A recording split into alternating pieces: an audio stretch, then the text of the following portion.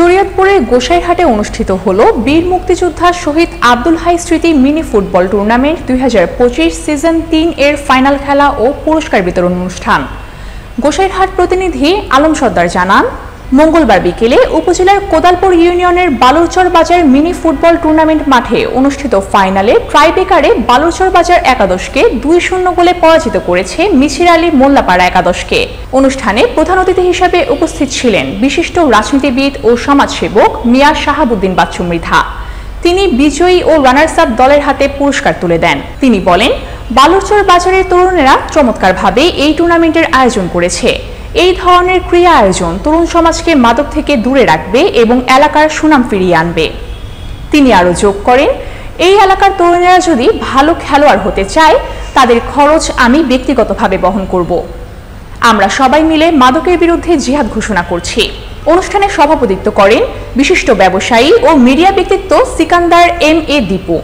বিশেষ অতিথি হিসেবে উপস্থিত ছিলেন রাজনীতিবিদ সাইফুল ইসলাম শালু মৃধা, সমাজসেবক খাবির উদ্দিন খোকন মোল্লা, মুজিবুর রহমান, ওসমান বাকাউল, সাখাওয়াত হোসেন খোকন সর্দার ও সখীপুর থানার চরকুমারিয়া বিএনপি নেতা সম্রাট মোল্লা। টুর্নামেন্টের উদ্বোধন করেন মোহাম্মদ সেলিম আহমেদ ব্যাপারী। খেলায় রেফারির দায়িত্ব পালন করেন সাব্বির মৃধা এবং পরিচালনায় ছিলেন রাজীব আহমেদ ব্যাপারী সহ আয়োজক কমিটির সদস্যরা।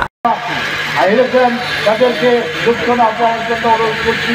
আর যারা আপনারা উৎসাহ বোধ করবেন, যেটা করেন না, যদি করেন দুজনকে একত্রে নিয়ে আপনারা সর্বোচ্চভাবে চলাফেরা করেন, তাহলে আপনাদের একটি সুখবর, সুন্দর খবর, যে খবর আপনারা পেয়েছেন ইতিমধ্যে 99 থেকে নির্বাচিত হওয়ার নির্বাচন করার জন্য হয়েছে।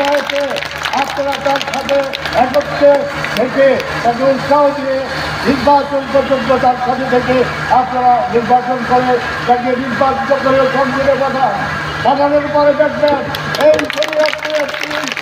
প্রত্যেকটি রাস্তা, প্রত্যেকটি স্কুল, প্রত্যেকটি মাদ্রাসা, প্রত্যেকটি ছাত্র